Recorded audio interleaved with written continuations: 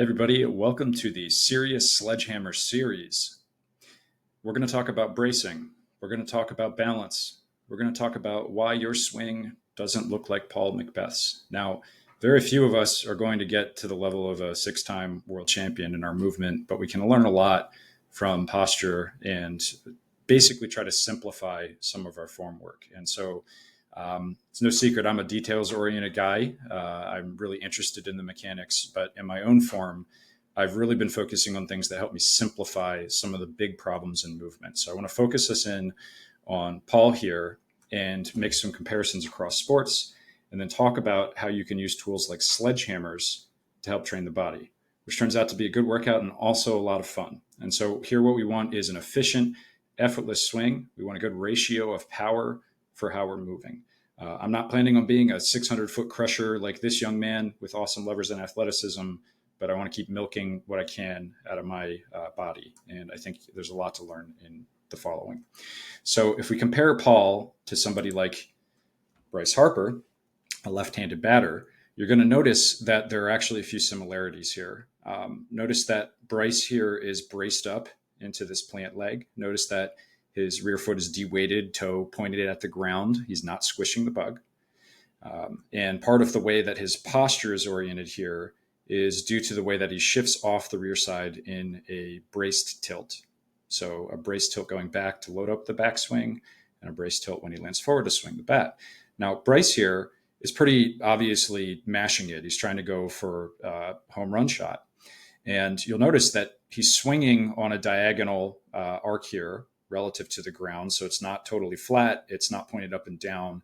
It's somewhere in between. And what he's trying to do is get loft on the ball as a big parabola to send it out of the park. And what I want to convince you of today is Paul's in essence doing a version of the same exact thing. It's just that with a one-armed swing without a bat, like a big lever, and a little bit more closed off, well, that's the disc golf backhand. And again, I'll remind you, Paul McBeth started with a pretty well-developed baseball mechanics background and has really pristine mechanics on that front there. So how can we use things like sledgehammers to connect the dots between what's happening with Paul and what's happening with Harper over here? How can we take this two-arm swing into this? And why would you think about using something like a sledgehammer to do that?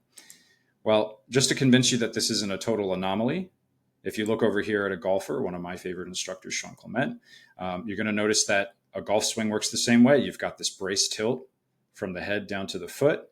And when we land, there's this bias of the elbow and the posture angled up. The head is stacked dynamically over top of that brace foot. And once you're grounded into this foot with the rear foot de-weighted, we can assist ourselves with gravity to swing up. And we're going to point out that this isn't anomalous or unique to Paul. Every top level thrower has some version of this balance and brace tilt. And if you look at amateurs in comparison, you're crashing up on the brace. Your knees are pointed backwards or out in a power stance. Your shoulder is collapsing. Your shoulder is pointed too low when your body is going too high. Your elbow is hugging into your body, and so on and so forth. So how do you achieve something like this awesome, powerful posture, which gets you a good distance to effort ratio? So let's look at a sledgehammer swing. So knowing that I know myself the best, I'm going to be a little self-indulgent here, but I'm hoping I can get the point across.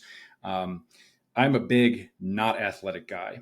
And so I think if you're not coming from a baseball background, if you don't move well and coordinated, if your legs aren't used to ground forces and moving coordinated, these kinds of moves might be good for you. Be careful. It's a sledgehammer. So the point here is you're not herky-jerky. You don't want to be in a sledge sling, just like you don't want in a disc throw or swing.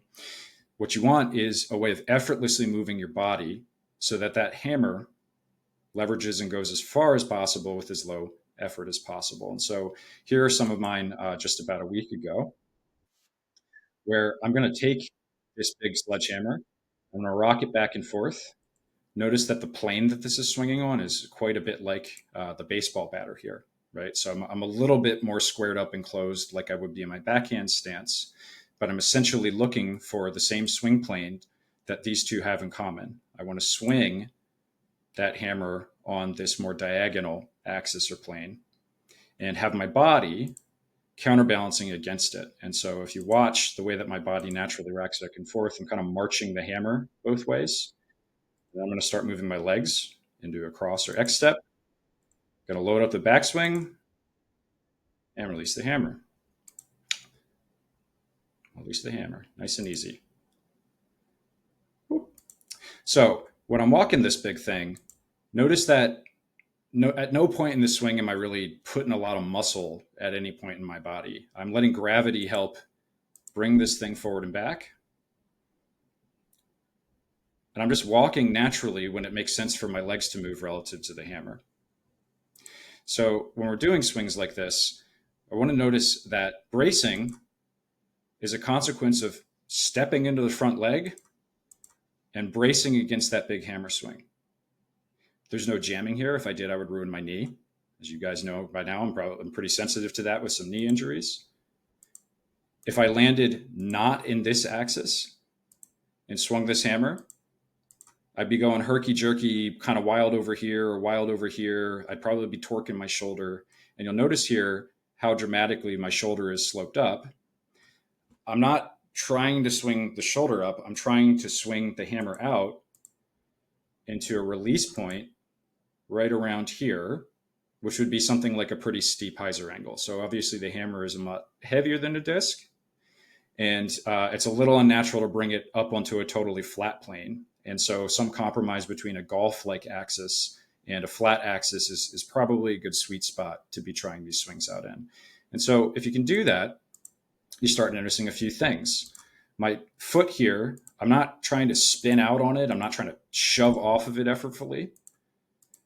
I'm just letting it collect in with the knee as I take a step.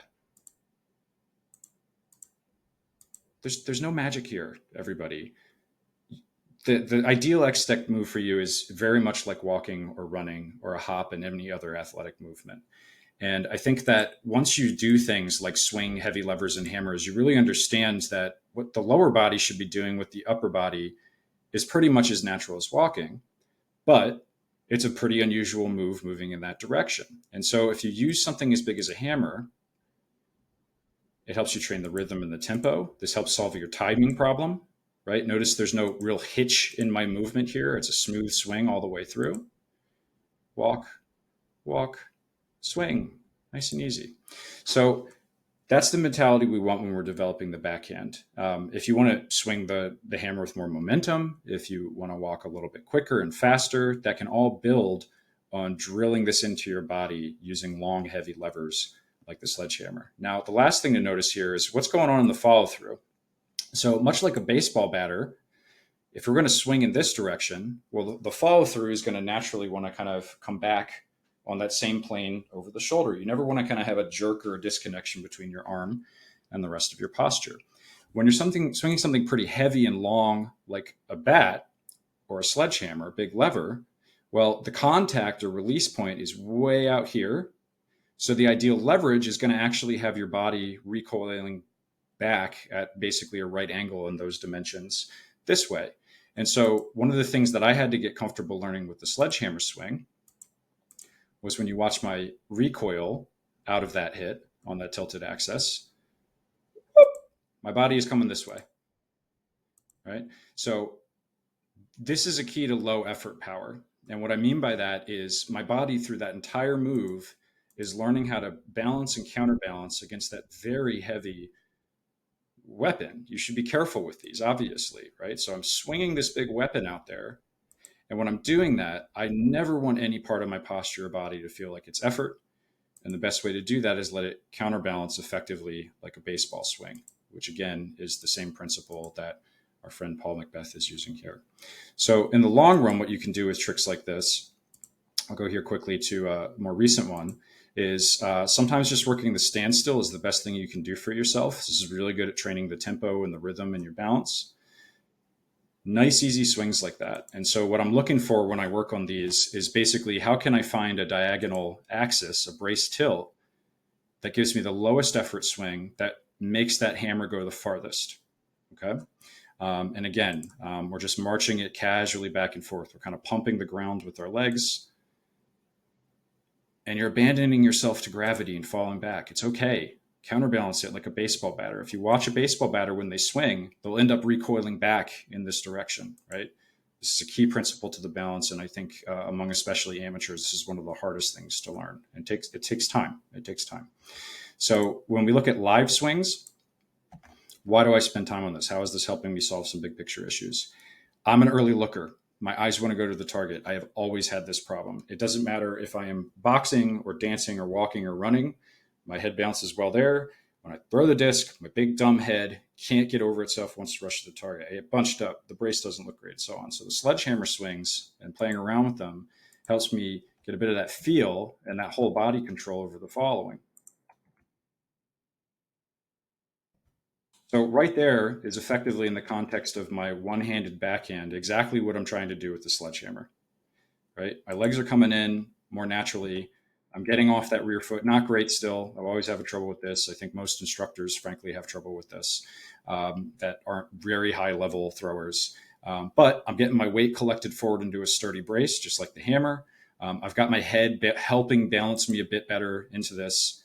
And I've got a pretty low effort swing, good effort to distance ratio here. And so what I look for when I do this in my own form is how well am I getting from leg to leg, balancing back and forth in that braced tilt. The whole move should feel a little bit dynamically, kind of like rocking that big sledgehammer back and forth.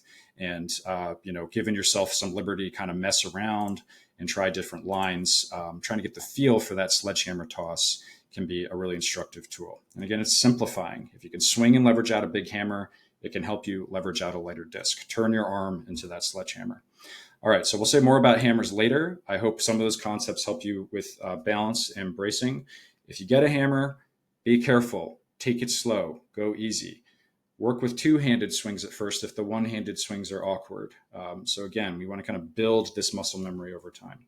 All right, see you next time.